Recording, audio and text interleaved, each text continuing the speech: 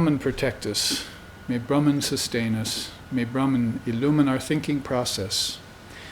May we not find fault with each other, with the world, and with the teachings. And may what we study be a source of inspiration to us eternally. Om peace, peace, peace. May peace be unto us, may peace be unto all. Om Hari Om.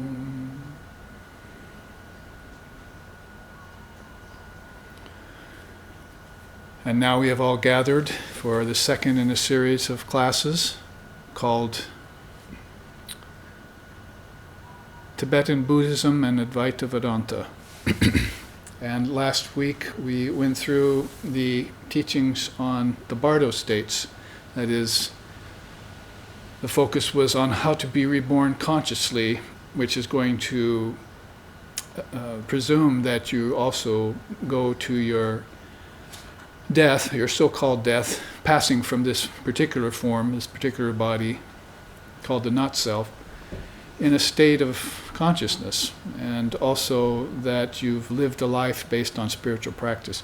So those two are requisites for a conscious rebirth, that is, a rebirth in higher intelligence, higher wisdom, in knowledge of that jnana-matra, or that intelligent cell that we're talking about, that particle of intelligence that we've had series of classes on. That there's a stream like in the other particle streams, only this stream is more like the sound emanating from a bell or light emanating from a sun.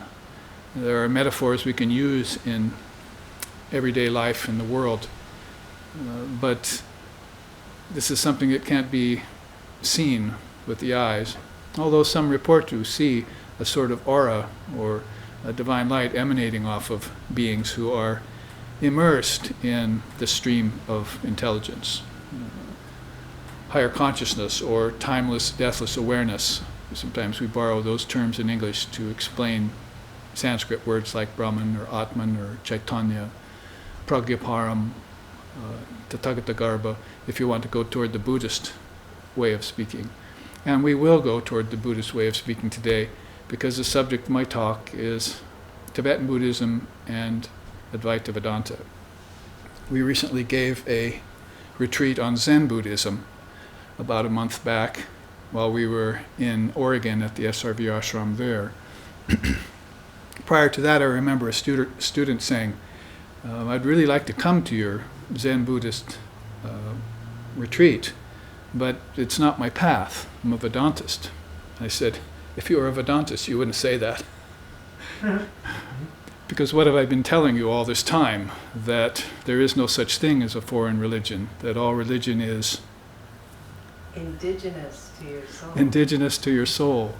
And so that goes very much hand in hand with that saying in the ancient scriptures, probably the most ancient scripture, even if you take into consideration carbon dating, as they call it, the Rig Veda, many thousand years prior to Christianity birth. That saying is Ekam Sat Vipra Bahuda Vedanti. Ekam Sat is one truth. And so the idea is that there is many paths leading to one goal, or truth is one. Seers call it by different names. Sometimes you get that interpretation from it. So that is something you need to understand about Vedanta, that actually turns things universal. It's the universal appeal of the Vedanta to make a Christian a better Christian, a Hindu a better Hindu, a Jew a better Jew, a Muslim a better Muslim. So it's not really a denomination we're talking about when we speak about the universal Vedanta. So in that regard, you should shine its light on every path, particularly the path you were born in, which is for us is Christianity. We were born here basically in Christian culture, and Jewish culture too, so we have to look at Christianity and Judaism through this very special boon. And Ramakrishna Paramhamsa, who's our teacher and the ideal of this ashram here, along with Holy Mother and Swami Vivekananda, has put it in those no uncertain terms as well, that we have to go beyond Quran and beyond Bible and beyond Vedas, but by knowing the Quran, the Bible, and the Vedas. first. You can't discard something or put it behind you or even put it away until you have known it. That's why I just chanted, the revealed scriptures are the sure and certain proof of this. Of what? That all is Brahman. Tattvamasi, that thou are that too. So with this very non-compromising and cutting-edge Advaita Vedanta, we're calling these series of classes Tibetan Buddhism and Advaita Vedanta. We called the recent retreat Zen Buddhism and Advaita Vedanta because that clarifying agent is there in the Vedanta, its ability to do that. It's sung in many different songs, for instance, this one. Esheche nutan manus ek bijori aichale. Esheche nutan manus ek bijori aichale. Tar viveka vairagya juli, viveka vairagya juli, viveka vairagya juli, duikante sadajale. Esheche nutan manus ek bijori aichale. A new man has come. If you want to see him, come along with me.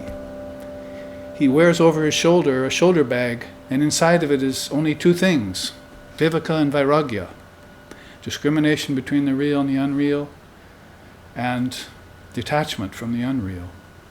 That's Ramakrishna Paramahamsa, a song written by Devendranath Mazumdar for the great master. It goes on in the vein that we were just talking about too. It says, Aqua, water, honey, Vare nama bejole. Aqua, water, honey, Vare nama de bole. Alagadi samosa, Kali nama bed bole. Alagadi samosa, Kali nama bed bole. Esheche nutan manas ek bijori aichale.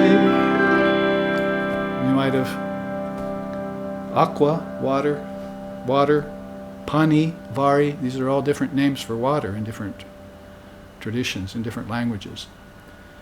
And all different names, nama, de, jole, and then Allah, God, Isha, Musa.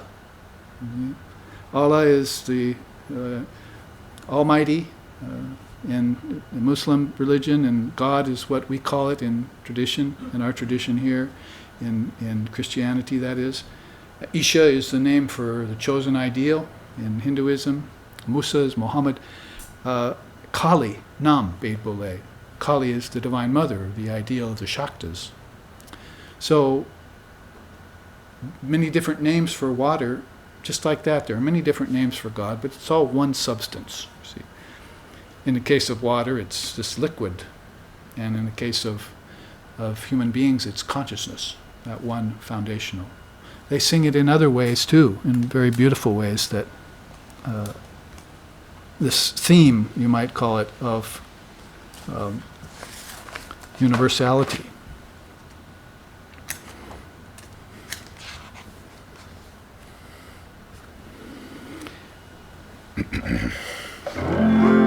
Jo kucha hai so tu hai tujhse humne dil ko lagaya kya malaika kya insan kya Hindu kya Musliman jaise chaah due banaya jo kuch hai so tu hai tujhse humne dil ko lagaya dil ko lagaya.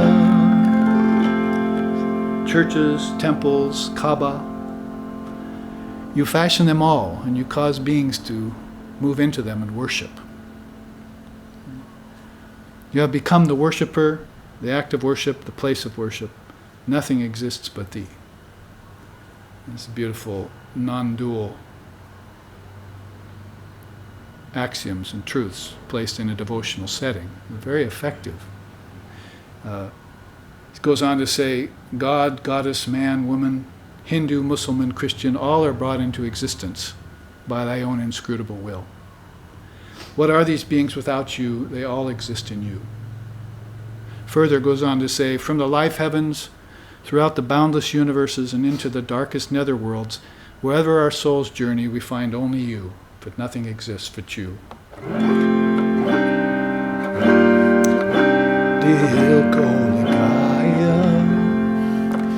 It's called a ghazal. It's a beautiful spiritual classical folk song, if you will, of India, and with a very non-dual turn to it, and very beautiful, evincing these non-dual ideas, you see. So at the foundation of all these paths is this one reality, and Vedanta is focusing on and emphasizing that, and especially with the coming of Sri Ramakrishna. A new man has come. If you want to see him, come with me, because he will show you that all religions have the same essence. They might be different in their approach and have different terminology. Many of the teachings are similar, as you'll find out today, and if you've found out in the past when you've attended SRV classes. They just have different terms. So God, Allah, Isha, Musa, Kali, whatever name you want to call that reality, you should know that they're all one and the same. That is, they're one in essence. And they appear differently from time to time, from age to age.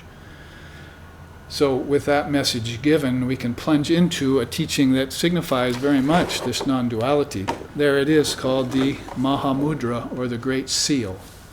This is a Tibetan Buddhist teaching and has very powerful implications to it. It's actually quite simple. Simply profound might be a better way of saying it, because it's put in such a way that it gives you an opportunity to really imbibe the non-dual essence of something without a lot of complications and without a lot of technical problems as far as wordage and so forth. It's been put in such a way in English from the Tibetan language that it's very comprehensible.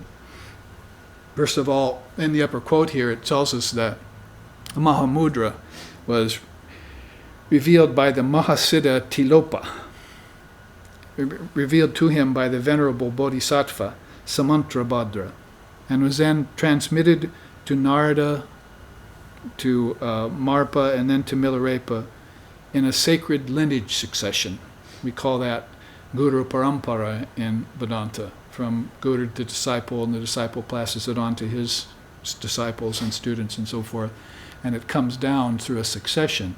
And that is the Dharma and the teachings that show or reveal that essence of consciousness in everything, so that one doesn't forget it, and one can live a conscious life and pass from the body consciously and be reborn consciously as many times as one would choose as a bodhisattva, like, say, examples of Kala Rinpoche and Dalai Lama and Karmapa and so forth in Tibetan Buddhism today.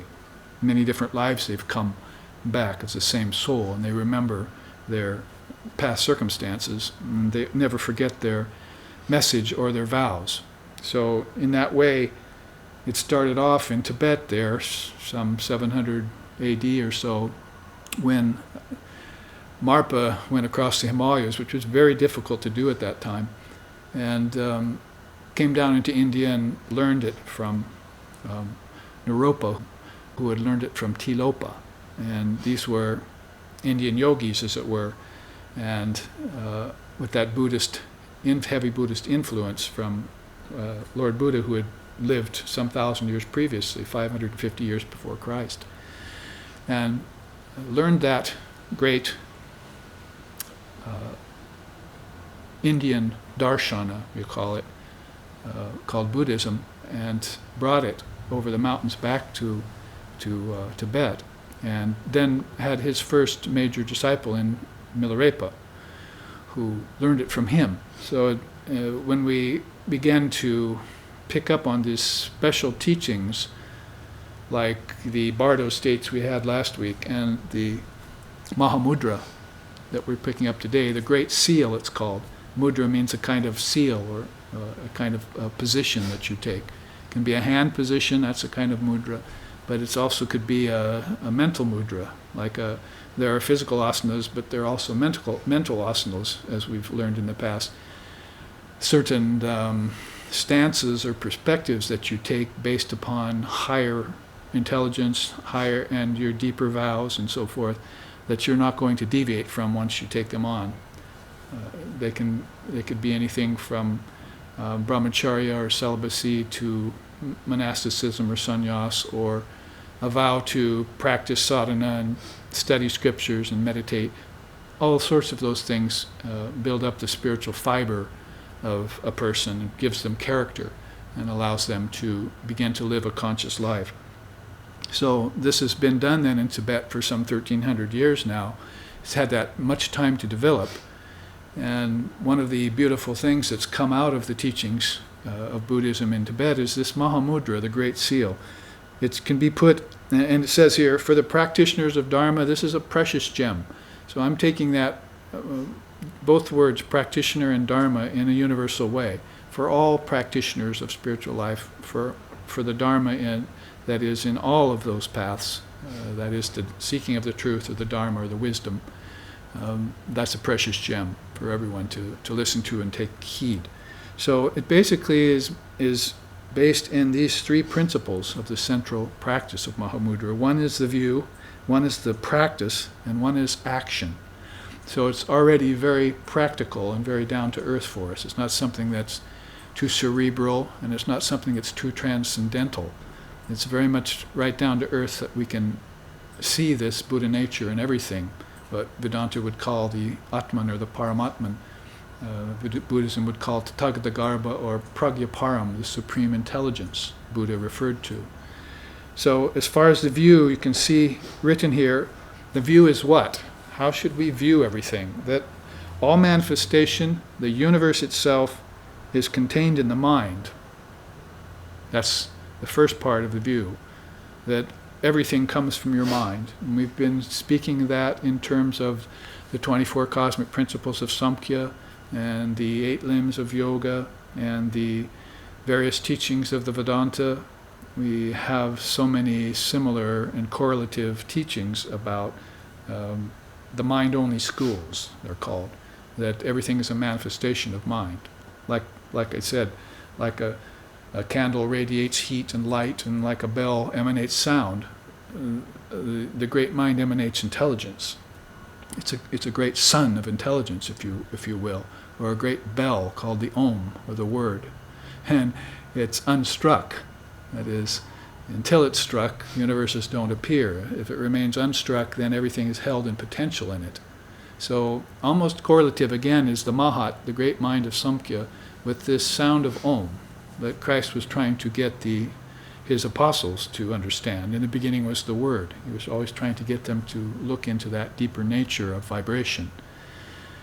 And then they will find these streaming particles, not just of physical, atomic variety, but atmic.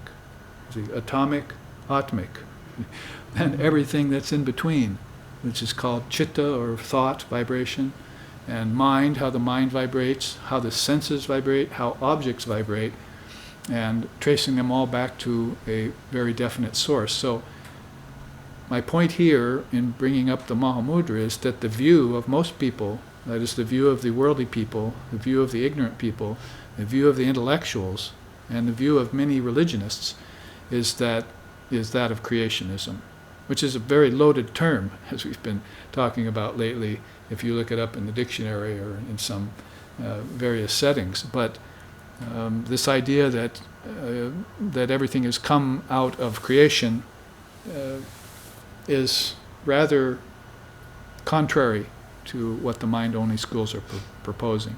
So if you start to study the Vedanta or Buddhism or other systems of Eastern India, of the East, that is in India, you'll find that they're thinking in terms of mind-only schools. Put very nicely here, your view should be that all manifestation, the universe itself, came from the mind. Now that means the mind on 3 levels. The cosmic mind, which is God's mind, which is different than God, because in the beginning was the Word, and the Word was with God. When it was with God, then it separated itself. The Word was something different than the reality. It separated itself so that separation could be given birth. That's where the ego starts in, the ego mind mechanism. So before it separated itself, then it was just itself, homogeneous, pure, indivisible, all-pervasive, eternal. You look for words in English to try and explain the undescribable, the inexplicable, but there they are, and they can confer a certain understanding to you, almost a taste of that in yourself. You have to look for it inside yourself. So you look for it in the great mind first. So you are going to connect to the cosmic mind through what? Through the collective. The collective consists of what? Everything from the Trinity on down to gods and goddesses, on down to asuras and suras, and on trickling on further out into the ancestors and into the demigods, and further out into the humans, and finally coming all the way down to animals and insects and plants in one march, you see, in an emanation, in a flow of wisdom particles that get grosser and grosser and grosser until they're atomic particles. Reverse the process and they become finer and finer, finer until they become intelligent particles. And that is what people have been labeling creation, preservation, and destruction in cycles. What we're proposing then in the mind-only schools, and people who are not, I'll use a Hawaiian word here, akamai, means in the know. They're not in the know about something other than the theory of creationism, are going to find this very endearing, maybe. They're going to be very attracted to this ring of truth that has to do with everything is in the kingdoms of heaven are within me, because that's exactly how Christ put it.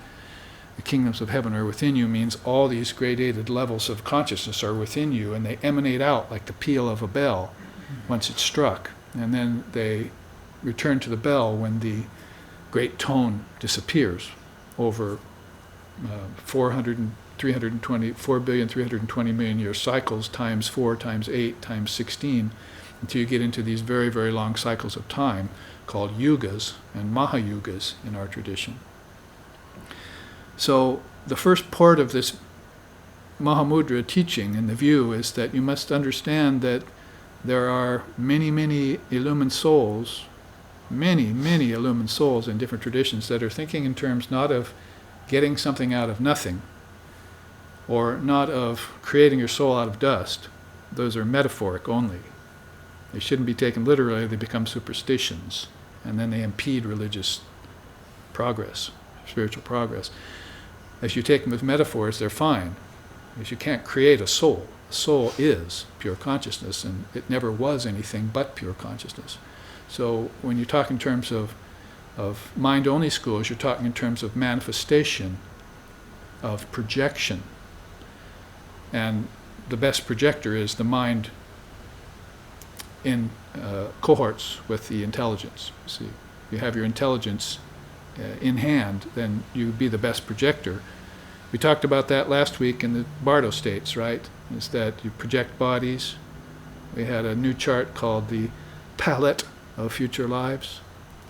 And so it had all these empty canvases which you wrote on it, that an enlightened soul can choose its own body, can choose its gender, can choose its parents, can choose its mission, can choose what karma it wants to bring and what karma it wants to neutralize.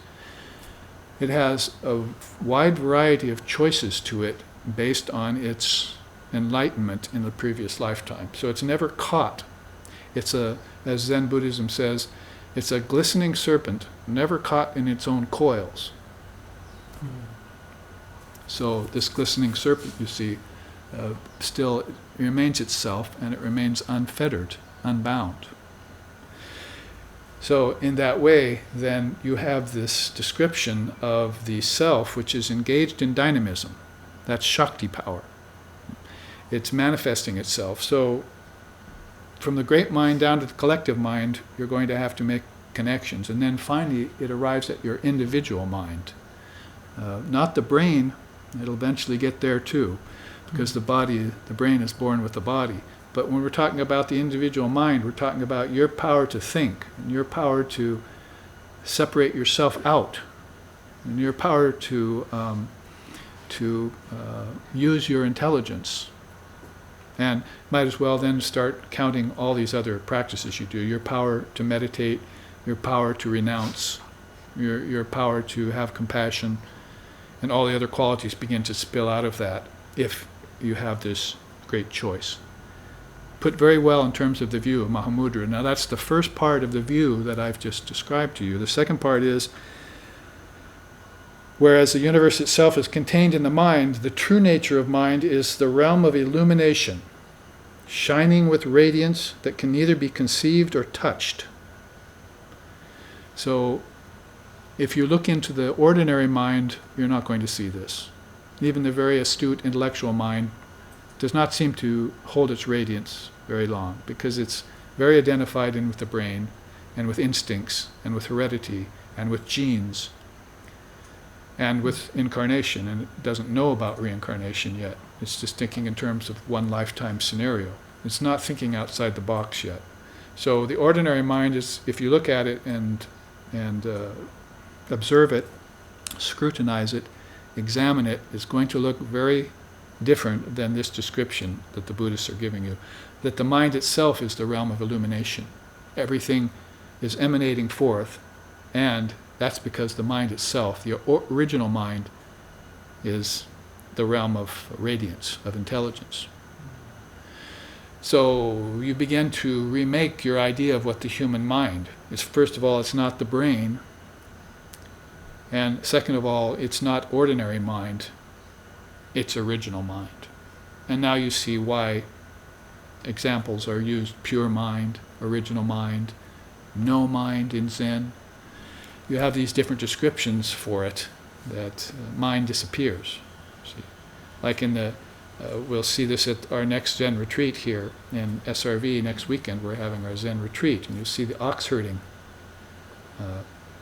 10 of them, levels of finding your consciousness, called ox herding. And as the original Zen paintings depicted it, each one of the circles, 10 circles, gets lighter and lighter until there's nothing left in the last one. The 9th one is, the penultimate one, is just blank, because the mind has gone completely out of the ordinary, and the 10th one is left blank with a little opening in the border to illustrate that consciousness is now free. It's outside of its boundaries, and it can come back into its boundaries and leave its boundaries whenever it wants. My teacher used to say that detachment is the first level of teaching, but you should be able to detach at will. That's the yogic level of attainment. To detach is good, but to attach and then let it go, that's better, because then you can identify with certain things.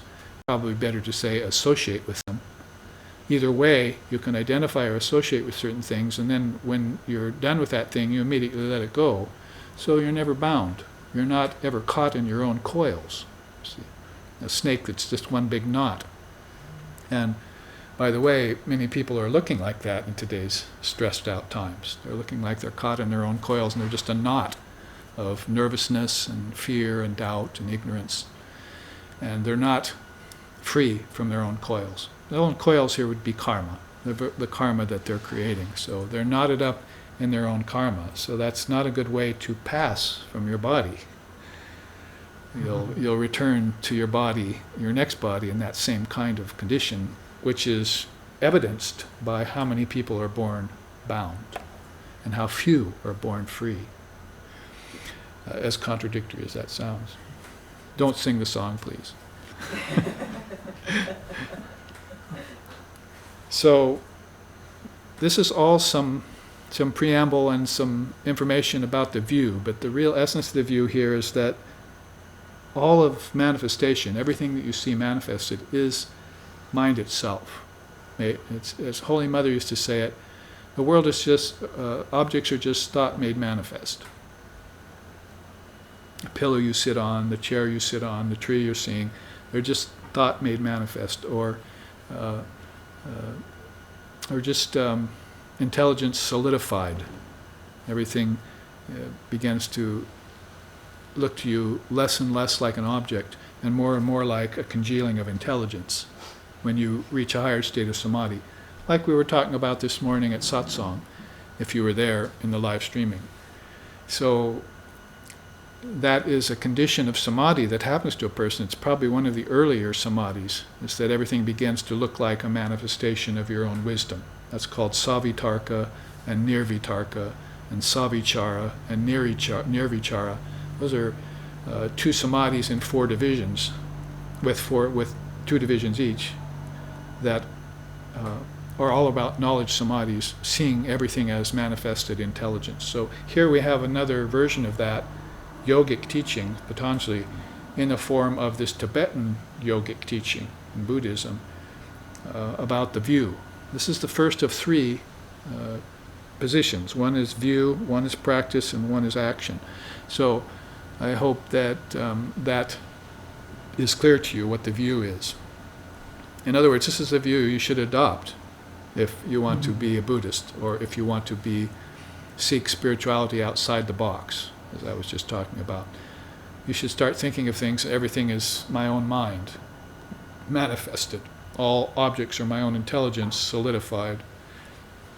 And that puts to death fear and doubt, because now there's no doubt as to who did this, who made this karma, who created this world. And you don't bring God down to a creator anymore. You leave him a-create. A-create is the word Swami Vivekananda came up with. God does not create, is not a creator. That's the Trinity you're talking about. God in its most subtle form. But the absolute Brahman, whom we just sang about, Allah, God, Kali, those are hands off. You see, those are pure conscious awareness ideas, and pure consciousness itself. And so that's not going to engage in creation. It's going to have to divide itself. The world is going to have to become other than the Word. In the beginning was the Word, and the Word was God. And then when it's other than the Word, it can start the business of projectionism or vibration. Because Brahman is vibrationless. No vrittis there. Yoga chitta vritti nirodha, one of the most famous slokas in yoga. See, yoga, union with God, is nirodha, destroying the waves of the mind. So when we practice the view of the Mahamudra, we're saying all of this is a manifestation of the mind, and oh, guess what? That's not exactly a positive thing. That's not necessarily where we want to be. We want to be where we are, and that's in pure mind, that doesn't create, that doesn't vibrate, that doesn't project. Unless we can do this projection very consciously, like Vivekananda said, I hope a man's not going to be reborn until he can be reborn in a purely conscious state. That's going to mean with his own intelligence in hand, and knowing that the whole universe is a manifestation of that. That's the view.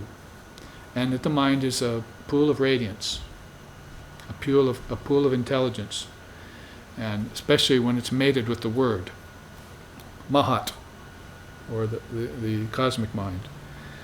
So there's the teaching of the view. First part of 3 parts of the Mahamudra. Second is this, because the thing that will come up is, what about Maya? What about samsara? What about suffering? What about miseries? What about karma? What about death? What about decay? What about birth, growth, disease, old age, decay, and death? See, what about those things? Shift over to this chart for a minute. You can see that both Buddhism and Vedanta note the 6 billows, or the 6 transformations. And they may have a few differences in it, like thirst and hunger is included in there, an unsatiable thing that the embodied soul is accompanied with as far as desires and the need to eat and drink. But nonetheless, the 6 billows and the 6 transformations are very prominent teachings in any good wisdom yoga, and Vedanta and Buddhism has them both. So what will come up then in terms of hearing the view is, what about all of these things? You're giving me here comes the pie in the sky philosophy again. You're giving me this bright picture, but I'm not able to see this bright picture without filters. I'm not there yet. Maybe I don't even believe that that bright picture is really true or it even exists. I'm an atheist, I'm an agnostic, I'm a pessimist. I don't believe in religion, I don't believe in enlightenment, whatever the case may be. Then you're still seeing this through the filters of suffering, through Maya, or Buddha called it Mara, the evil one. So that unripened ego, or that darksome mind, is still laboring under those fetters, under those passions, under those kleshas, under those viparyayas, under those billows, and under those transformations. So then, how does Buddhism, with its great Mahamudra, deal with that? That's called the practice. Errant thoughts, the antithesis of the view, are liberated in the Dharmakaya. The Dharmakaya is one of the three bodies of the Buddha. It's called the field of teachings that come from the Buddhas. There's the historical Buddha and so forth, but the Dharmakaya is really the emanation of the wisdom through this enlightened intelligence from the stream of Buddhas that have come to earth. And you want to look at Zen Buddhism, you're talking about 52 generations of living Buddhas that have happened since Shakyamuni. It's a very rather shocking thought. People don't think of it when they think of Buddhism. They just think, oh, there's Buddha and then there's the religion. 2,500 years of Buddhism. But they don't think about this succession line that we just talked about here, from Tilopa to Naropa to Marpa to Milarepa. Well, in Buddhism, Tibetan Buddhism, yes, there's one, but in Chinese Buddhism and in Zen, if you want to take it all up to contemporary times, there's been some 52 generations of living Buddhas, guru to disciple. Each one of those, the Shakyamuni manifestation. If the view is that everything is a projection of mind and the mind is the realm of radiance, then the Buddha is living in that radiance, and every time he emanates forth, he's a Buddha. He's never not the Buddha.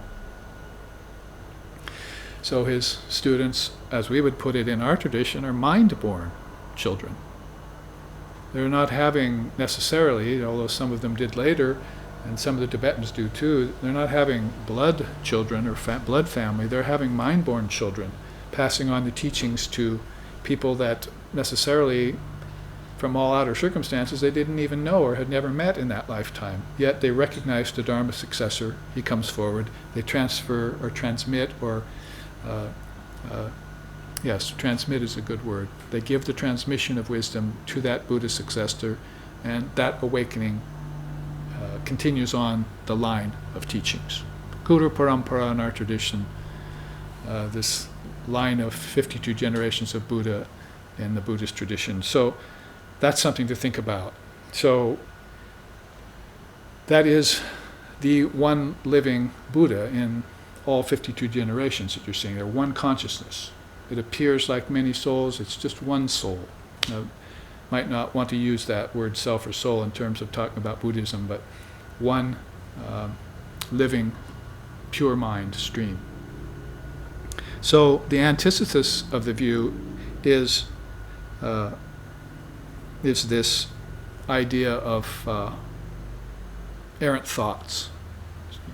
Where do these negative thoughts, negative karmas come from? If the universe is mind made manifest, then it's probably pretty easy to see why there are so many violent and impure and destructive tendencies and objects in the universe. It's come out of the mind, and the mind is an admixture of good and bad and pleasure and pain and life and death and various transformations. So there's a way of explaining in a very sensible way why the universe is the way it is. Instead of just asking the question, why is there so much suffering? You see, because the universe is a manifestation of the mind, and the mind is the source of disease.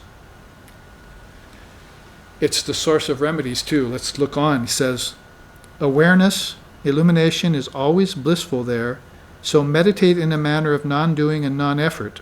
These are the key points of the practice. So errant thoughts are liberated by the teachings. One of very profound ways of saying it in Vedanta too is that you go for holy company and you go looking for the Jnana Yoga, and you get that transmission from a teacher, and then your mind is transformed. You don't have doubts and fears and worries anymore, and your suffering goes away. That is, there are certain types of suffering that remain, like birth, growth, disease, old age, and death. But even death, as we're talking about now, and as we spoke about last week, starts to diminish its hold on you, doesn't it? You're not thinking about, oh, my death is coming. You're thinking about living a conscious life that transcends death. So death is reduced to a very paltry role in Divine Mother's universe.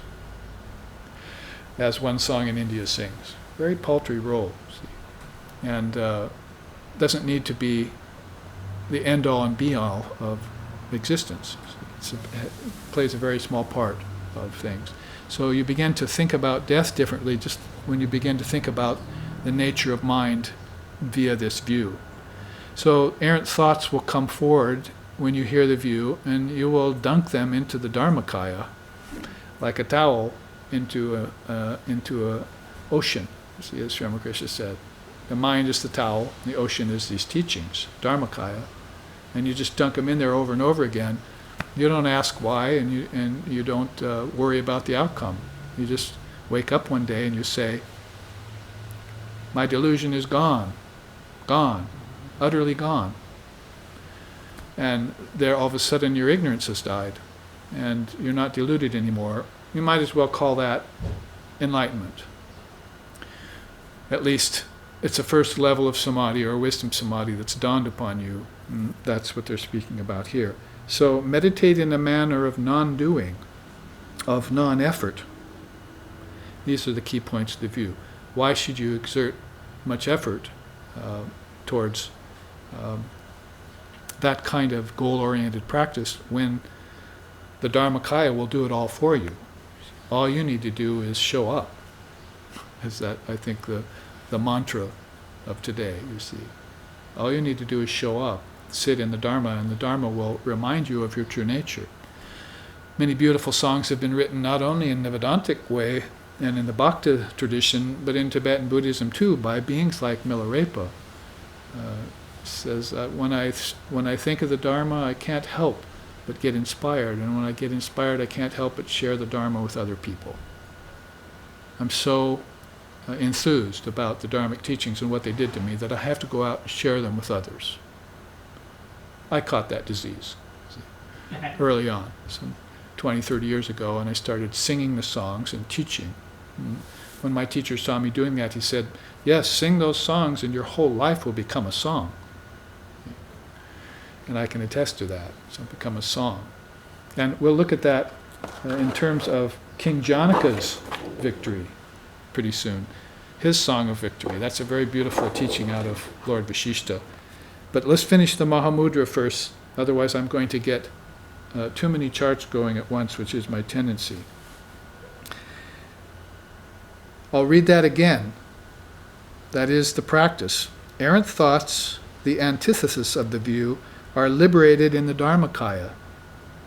Awareness, the illumination there, is always blissful. Meditate in a manner of non-doing and non-effort. These are the key points of the practice. So they want your practice to be free of goal orientation, effortless, natural, after you have just exposed yourself to the Dharma and to the idea of the mind being radiant. Isn't it a wholly different thing than saying, oh, my mind's full of sin, my mind's full of imperfections, and so forth. How much progress can you make under such a weight? How many lifetimes is it going to take you to get salvation, what to speak of liberation?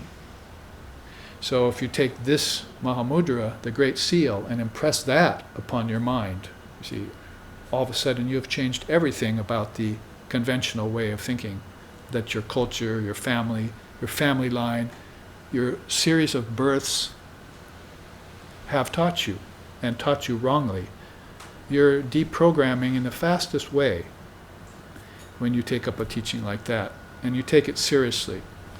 and you begin to practice in a way of non-doing and non-effort. It's rather assuming the Advaita Vedanta, which is why we're calling this class Tibetan Buddhism and Advaita Vedanta. It means non-duality as proposed by Vedanta or by the great seers of India long before Buddha. It's just continuing on in those 52 generations of Lord Buddha with a new mark, see, with a new seal that fits the age. So first there's the view, then there's the practice. The Mahamudra seal, a three-part seal, ends with action. How is the action described? In the action of naturalness, they call it, the 10 virtues spontaneously grow, and the 10 vices are thus purified. By corrections or remedies, the illuminating void is never disturbed in any way. These are the key points of action. Now, that's a beautiful way of looking at problems and solutions. You think these are coming to my mind all the time and resurfacing, but it's never going to disturb the perfect illuminating void, which was based on the view. The view is, again, all manifestation comes from the mind, and the mind is a place of radiance. So when you take that view, you've set a new precedent. It's a non-dual way of living.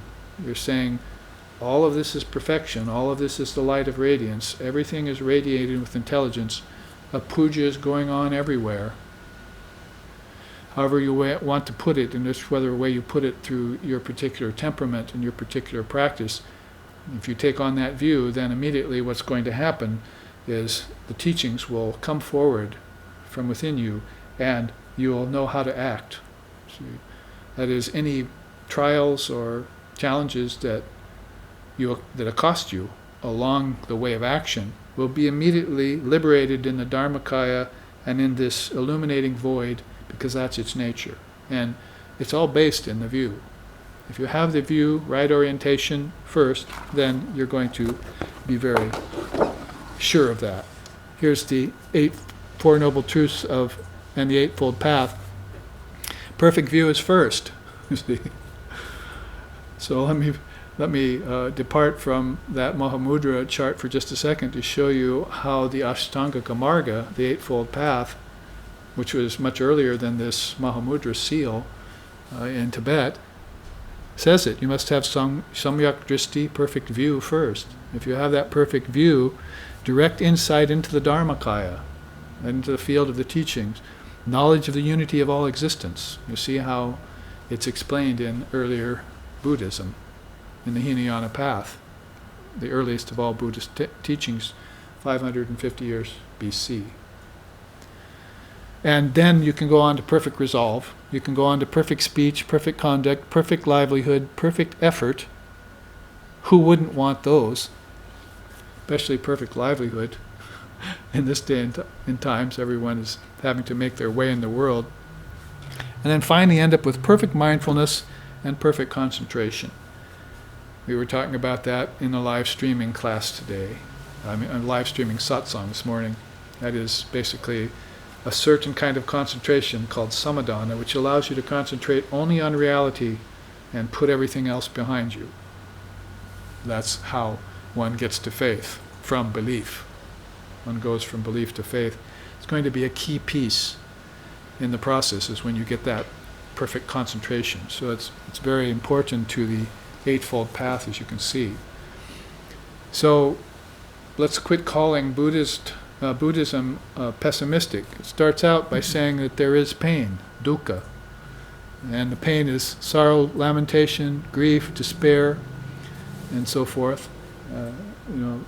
The 6 billows and all of that. But it then turns towards the truth of the origin of suffering. You're supposed to find out the origin of where these sufferings are coming from, these karmas and so forth. So you're going to begin to inspect your mind, because if the Mahamudra is looked at, then the view is not perfect yet, is it? You have some imperfections in the view, and also the Dharmakaya has not been resorted to fully yet. You've heard the teachings, but you haven't dipped yourself into them. You haven't immersed yourself in them. So you still have some deep disciplines to undergo in the spirit of non-effort and non-doing. And so you show up and you put yourself into the teachings. So that's going to help you find the origin of your sufferings. That will lead you to the truth of the cessation of suffering. So that's where Buddhism, in its apparently pessimistic beginnings, turns optimistic, doesn't it? You find that there is the cessation of suffering there, and that's at the foundation of yoga and Vedanta too.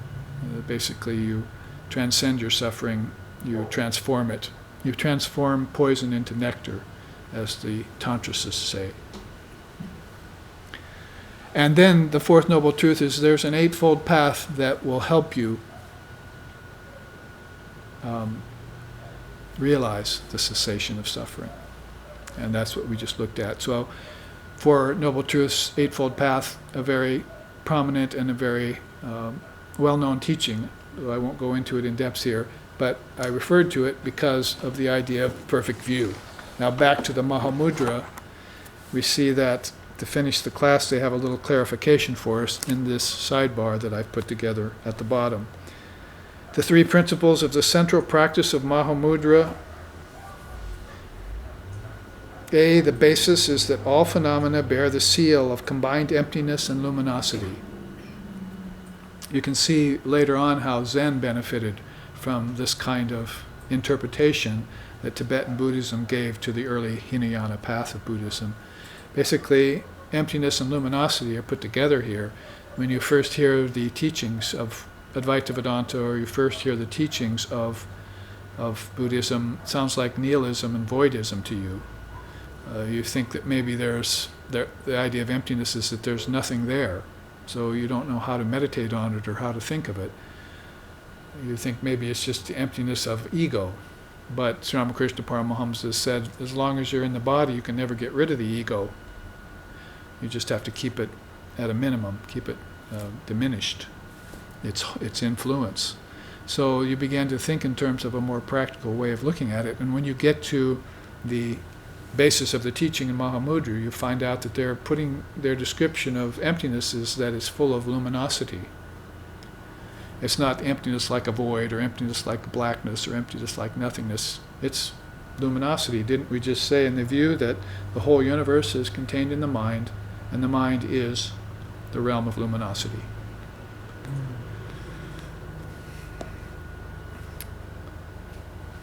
That's a little bit of further description about the view. Now, the practice, the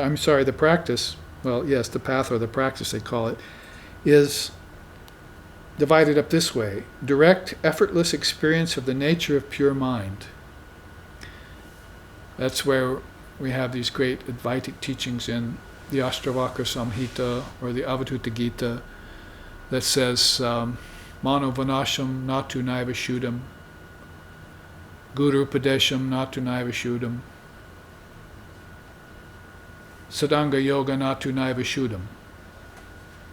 Means that you cannot purify the self by practice of the yoga. You cannot purify the self by bowing at the Guru's feet. You cannot purify yourself by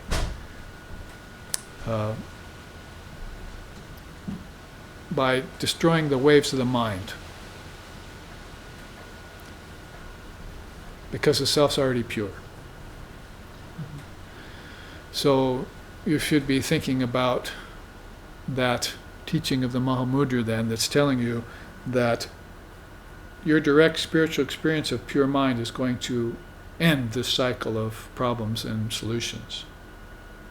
The illuminating void is never disturbed by problems and solutions, and it's never bothered by remedies like health and so forth. So if you're taking the slow boat to China, or you're coming at it from the bottom up, then you're trying to gain longevity of the body through healthful means, you see.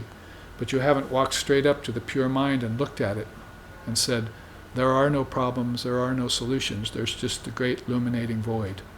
And I'm it. Do you have the power and wherewithal to do that? Well, Mahamudra is allowing you to do that by proposing a very special view to you. That the whole universe is a manifestation of your mind, and that mind is radiant and pure. By inception, it's called the original mind. You get it? Om, original mind? You see? Yeah. But be careful not to use Om wrong, or it's ordinary mind. You see? And in Zen that would be okay too. Original mind is ordinary mind. Call it every man's consciousness. But it has to be realized. That's what the Vedanta insists. This self is perfect, but you can't do away with the problems of thinking about that until you realize it. Sri Ramakrishna used to say, if you go outside and you keep pricking on this thorn bush that's on your porch, and so you yell at the bush, burn, burn, but it doesn't get rid of it. So one day you take some wood and a match out there, you burn the bush. No more thorns, you see. So that's kind of like getting rid of the whole shooting match, you see, the whole karmic shooting match. You just burn the bush by action. And so you have practice and a view, practice, and action going together in a perfect seal that you've impressed again on your consciousness. And you might say that this seal is actually already impressed upon consciousness, that these are not just possibilities or perspectives that they're presenting to you, but that they found out that this is the truth of the matter, and this is just how they explain the truth. The void illuminating mind, free of all problems, and the Dharmakaya, the field of teachings that are there in the mind. You see, we're always looking at the field of problems, the field of errors, the field of solutions, diseases, remedies, but we're never looking at the field of Dharmakaya teachings, which are pure and perfect in their inception. Intelligent particles, streams of intelligent particles. We're not taking recourse to that supreme remedy, if you want to call it that. Kingdom of heaven within you. We're not standing up and looking at it and facing off with all demons. Get thee behind me. Christ is saying would be, well, now I find the Dharmakaya. This is natural. This has been my practice of non-doing and non-self-effort.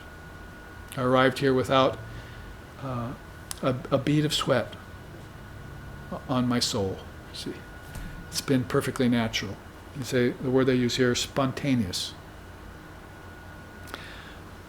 Naturalness of action spontaneously grows in you, they say. So, in 5 ways they put this. When focusing occurs, focus without objective. That's there.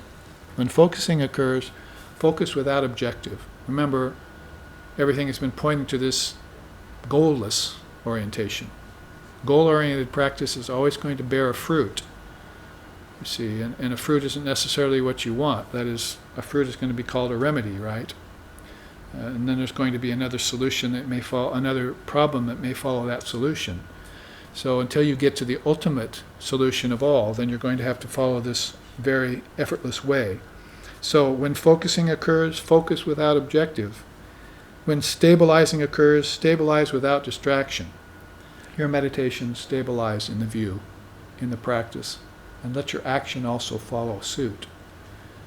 That will be the nectar of naturalness that they talk about in the Ashtavaka Samhita and the Avadhuta Gita. These are great non-dual scriptures. When shifting occurs, shift without grasping.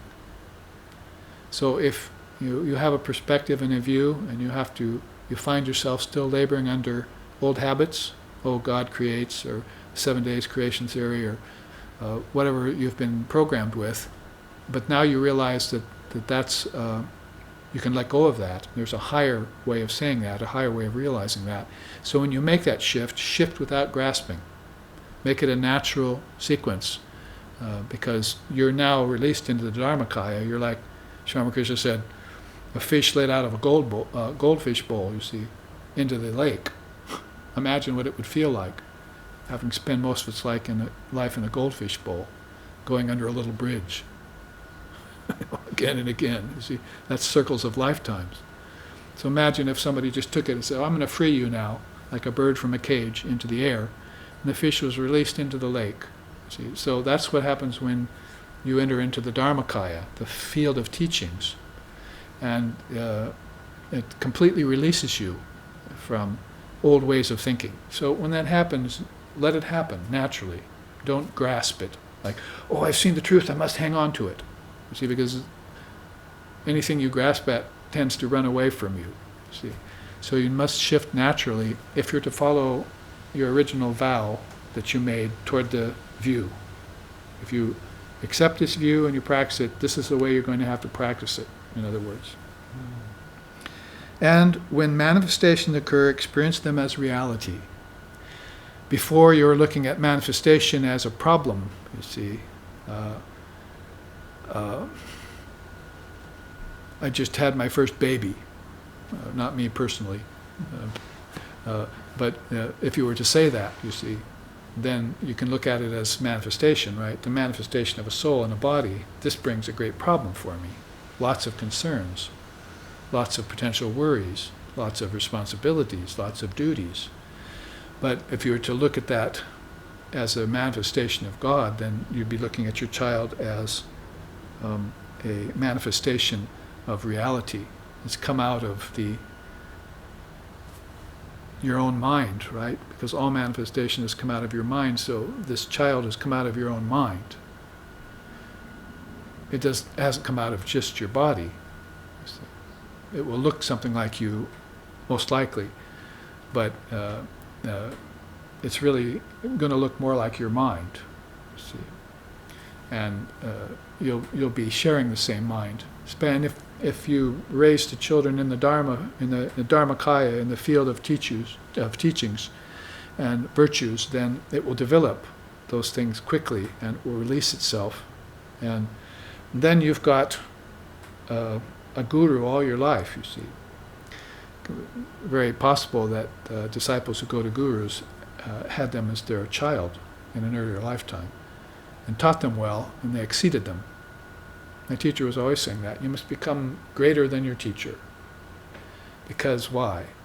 For some sort of show, who's better? No, because this is the way the Dharma is passed in a line of succession. You want your child, your student, or whoever is there to learn it better than you, because and the next time around, that might be your guru. And you might be coming back to that soul, you see, for some help. And it realized in a very special way the teaching you gave it. So to give them the Dharmic teachings, to immerse them in the Dharmakaya, is the best way to raise children.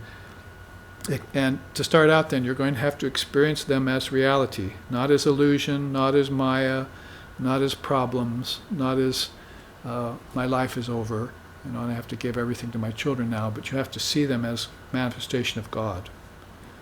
Seeing God in everything.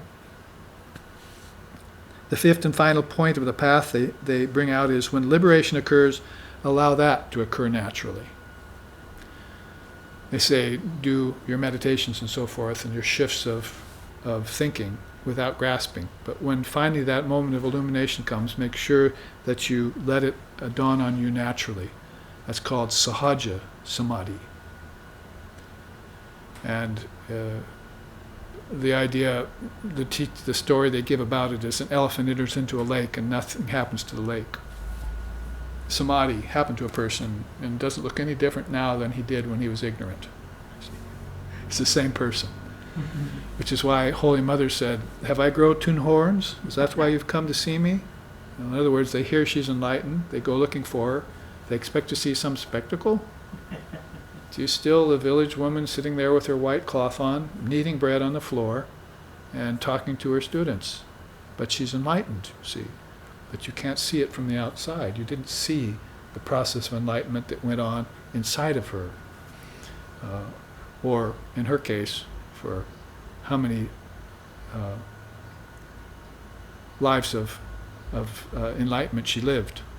In the case of some of these great beings, that their enlightenment happened so far back.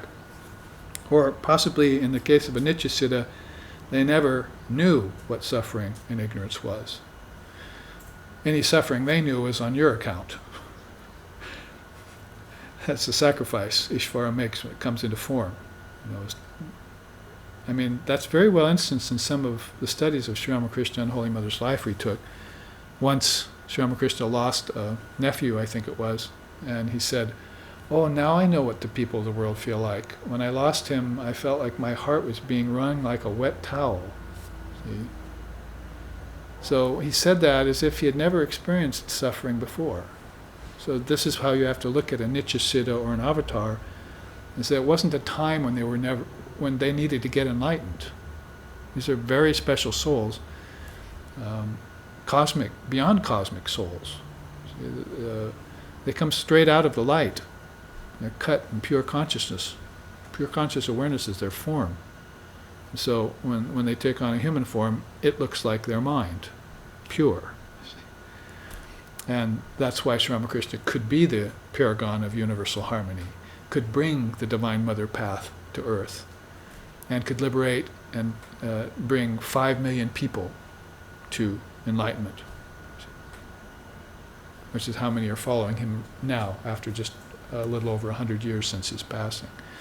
So when you see a soul like that, then, and you put it together with view and practice and action, you see this great seal is impressed upon them from the very get-go. That's their nature. Mahamudra is their great nature, the great mudra. They're it. They're the sign. Christ said that about himself often. So you're seeing God appear in human form. In human form, if you follow this teaching, then it begins to look like that manifestation is divine. And you can be sure about that manifestation. Now you have to be sure about your own manifestation and how you're looking at things. If you put on yellow glasses, he used to say, you'll see everything yellow. So it means when you put on the Dharmakaya, the teachings, everything will look like Dharma to you. But if you didn't put that on, it would just seem ordinary and regular, you see. So there's a certain perspective, view, that you have to put on in order to see God in human form, and eventually beyond form. God is with form, God is beyond form, God is beyond form and formlessness too, is how he used to say it. Sri Ramakrishna Paramahamsa. Now let's look at a little more clarification of the last third of this Mahamudra, Great Seal. It's in terms of the result, freedom from liberation and the agent of liberation. It's very Zen-like too. You see how Zen would have benefited very much by seeing the manifestation, the expression of Buddhism over these many generations, because that's very much a part of their teaching as well. That, like I said, in ox herding, you find the ox, you find the tracks of the ox, and pretty soon you have to go through these 10 stages. By the time you're at the 9th and 10th stage, then all of a sudden you're at this point of giving up liberation, or the thought of liberation, or being the liberated one, and you're just in a perfectly natural condition. Ordinary man's consciousness, only attended, as Mahamudra would say it, by this emptiness that's full of illumination. That's why you don't grasp after it. If you grasp after objects, they're empty, right? It's the same rule. You can't grasp after enlightenment either, because it's empty. But you're talking about two different kinds of emptiness. One is vibrating at a billionth of a particle's emptiness, a billionth of a second, you see, particles. And the other is an emptiness that's empty of everything except the illuminating void, the pure mind, the Buddha mind, the original mind.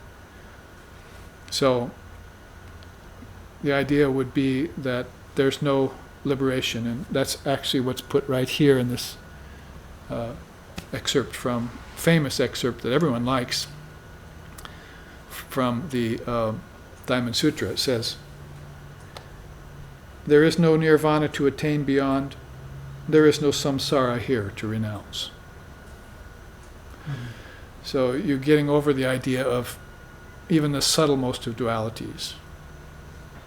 And that view of naturalness and that path and action of spontaneous wisdom that you have decided to take on as your own view, as your own practice, as your own activity, now is convincing you and coming around full circle so that there is no nirvana to attain anymore, and there's no samsara to renounce. That's what this means. Freedom from liberation and from the agent of liberation. Also from intellection and conceptualization, and from false identities, and from hopes and fears. As Swami Vivekananda put it so nicely, say peace to all. From me, no danger be to aught that lives. From those who dwell on high, to those who lowly creep, I am the self in all. All worlds, both here and there, do I renounce. All heavens, all hells, all earths, all hopes and all fears. Thus be thou calm, Sannyasin bold, say Om Tat Sat Om. Thus cut thy bonds, say Om Tat Sat Om. So, in beautiful Song of the Sannyasin, one of the verses, Vivekananda declares, get beyond these false identities and strike off hopes and fears and be your true self and your true nature. So this Mahamudra, the Great Seal teaching, is a precious gem for all the practitioners of the Dharma. This is Swadharma, the universal Dharma, that comes in the form of teachings of all religions. In this way, it's put in terms of the Dharmakaya, the field of teachings flowing ever and always from the Buddhas, from the living Buddhas. Now, with the Mahamudra and Great Seal under our consideration, I wanted to show you, or at least get a start on before our break, King Janaka's Song of Victory. It's a chart that I don't think we've seen very often. It's one of the now 120 or 125 Vedanta charts that I've created from the teachings there. And everyone, of course, who has ever taken teachings in the Vedic tradition very much likes the idea of King Janaka, because even Sri Ramakrishna mentioned him quite a few times in the Gospel that M was able to put into form a splendid manuscript that everyone should read, Gospel of Sri Ramakrishna. And he talks about King Janaka as one of these special souls who, as he quotes, drinks his milk from a brimming cup. That is, he's a king, he has riches, he has lands, he has servants, he has wealth, he also has enlightenment. So everyone likes that. You see. Oh, I wish I had everything. I want to become infinitely rich with the whole territories of the Divine Mother. So they think in terms of being like King Janaka. Do you want to be like Shankara? Do you want to be like the renunciate Buddha? No, I'd rather be like King Janaka, thank you. Because he has everything and drinks his milk from a brimming cup. You see. Well, also Ramakrishna has gone into the life of King Janaka, which if you read Yoga Vashishta and other ancient scriptures, and also his meetings with Vedavyas and his son, Sukadev, if you read a lot of those, then you'll find out how these great souls often approached Janaka to find out how he did it, how he remains so free even amidst all the trappings of the world. Very much like this great seal. He must have this great seal imprinted upon his consciousness very deeply in order to go into the world and remain free. It's a very difficult task to do that.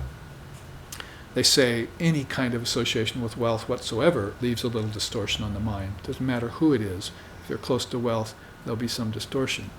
Sri Ramakrishna said, an object in a mirror reflects in a mirror. I mean, he's talking about wealth when he gives that story. That a rich man's treasure, even if he puts it in a bank somewhere, or hides it, or buries it, his mind is always on it. He's always thinking about it. So it's a great distraction to him. And if you keep it near you, that is, your mind is the mirror. So if you keep an object near you, it reflects in the mirror. So that's a rich person's wealth, or anybody's wealth, really. if they are still under the insinuation of worldliness. So King Janaka, how did he do it, being free of all that? Sri Ramakrishna used to say about him that you'd find him with his priests or with the rishis or in his library studying the great scriptures. You wouldn't find him counting his wealth or enjoying his foods or exploring his lands and gloating over everything he owns. Whenever you went looking for Janaka, he was always in his library reading the books or talking to the priests, the temple priests, and finding out more about divine reality. The more he could find out about it, the better. So that's the way. In fact, I think it was a story about him where he renounced wanting to be a king, and some great soul talked him into keeping the station of royalty so that he could help others. And that's how sometimes they do to people who get enlightenment, who want to leave behind the world. They say, oh no, stay behind in the world so you can help others. And that's how, because they have compassion, then they will stay behind and keep that station. The ego of a teacher, Sri Ramakrishna used to call it. We'd keep the ego of a teacher for the sake of others. So when we talk about King Janaka's Song of Victory, we go a little bit deeper into the life of that great soul. Look at how it's broken up. Melodies of mourning, improvisational airs of awakening, variations on a theme of victory, and the serenades of samadhi. Sorry, I'm a musician and have been all my life and probably many lives, so I constructed his life under terms of music and gave it subtitles like that. Well, his melodies of mourning, here you are, looking at them. Don't forget about these melodies of mourning, the 6 billows and the 6 transformations. Nobody can escape those. Even the avatar suffers those. So there are some sufferings you can transcend and some sufferings you have to forbear. Titiksha, it's called. And don't also then forget about the Mahamudra as we look through this, because this is all talking about getting out of that problem of suffering. All errant thoughts are liberated in the Dharmakaya, the field of teachings. That's what you need to know. You just go into the teachings, you immerse yourself in them. You don't need anything else. You don't need health regimens. You don't need exercise. Those things you can take recourse to if you want. You certainly don't need asana and pranayama. You just go into the teachings and you immerse yourself there, and you get as deep into them as you can, and all problems go away. And it's the quickest way, Vivekananda said. The sword of wisdom way is the swiftest way to come to enlightenment. It will probably take you about 1 lifetime of dedication, whereas other paths takes you many lifetimes. For instance, 3 lifetimes if you follow conventional means according to Buddhist idea of nidanas, or links of suffering. So before we go into King Janaka's Song of Mourning, here's what suffering really looks like over 3 lifetimes. Avidya, root ignorance, that is, I don't know my true self, so I lived a whole life not knowing my true self. My true self is the void illuminating radiance of mind. That self we just talked about in the Great Seal. Then I developed mental samskaras, impressions, because I was ignorant. Then I lived a whole life in ignorance, and now my modus operandi is ignorance. Avidya. Right there. Then, based on those mental impressions, and I'm going to go through this swiftly, relative consciousness develops. That's worldliness. Awareness gets crystallized by previous life experiences.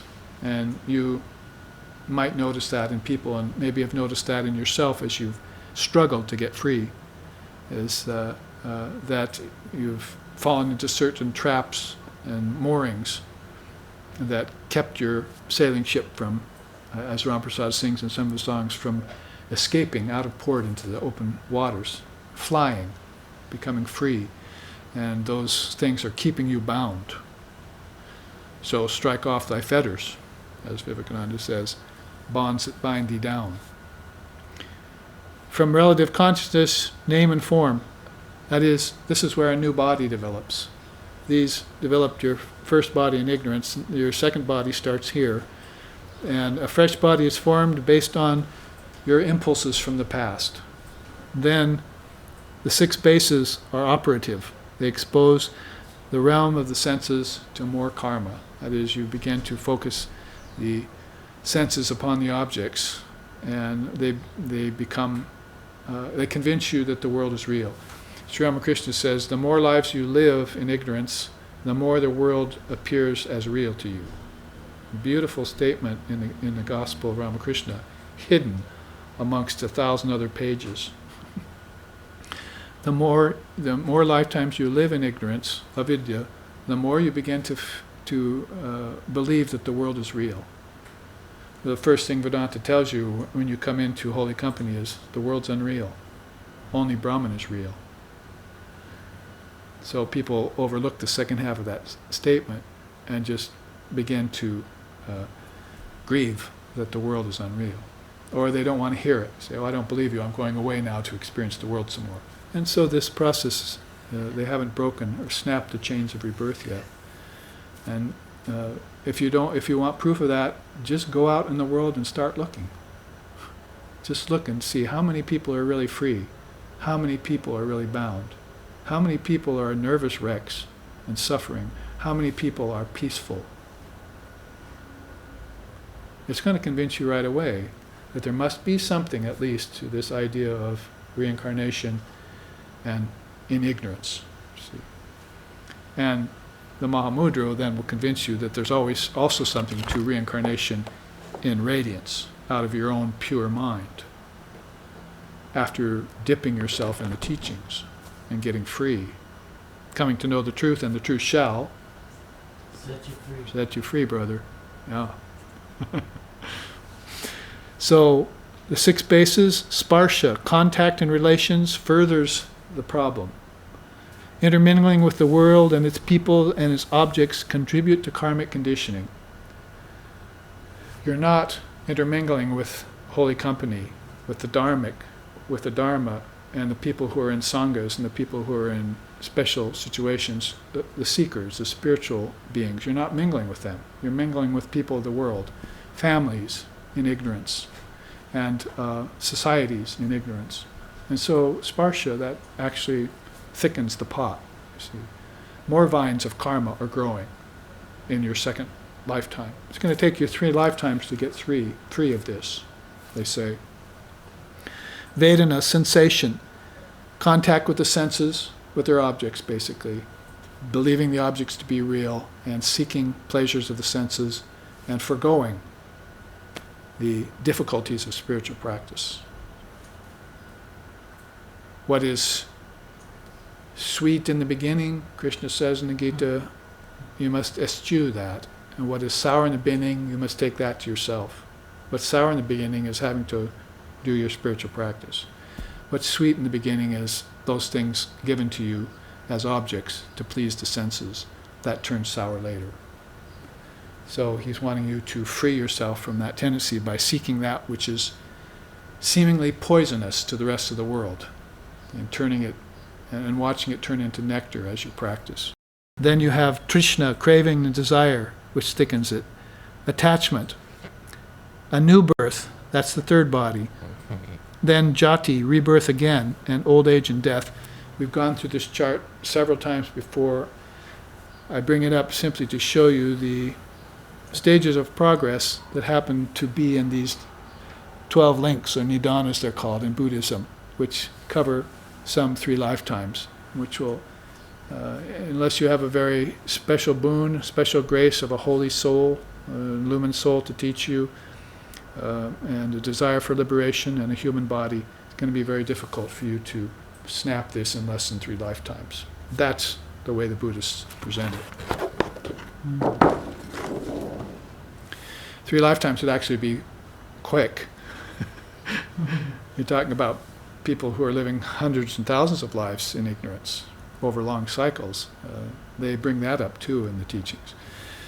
All right, well, before I launch into King Janaka's Song of Victory and all its nuances and its melodies and its themes and variations. We should stop here for our break, but make sure to stay in there because this is a very precious chart which is going to reveal some beautiful things, and I have a few songs I'll sing for you that are in tune with King Janaka's own music. Om Asato, Om Asato Ma Sadgamoya, Tamaso Ma Joytir Gamoya, Mrichor Ma Amritam Gamaya, Abira Abira Mayeti, Rudrayate Dakshinamukam, Tenamam Pahinicham, Om Shanti Shanti Shanti. Lead us from darkness to light, from lower truth to higher truth, from the unreal to the real, and from the illusion of death to eternal life. Reach us through and through, O Lord and Mother, with thy sweet and benign presence. Om peace, peace, peace. May peace be unto us, may peace be unto all. Om Hari Om.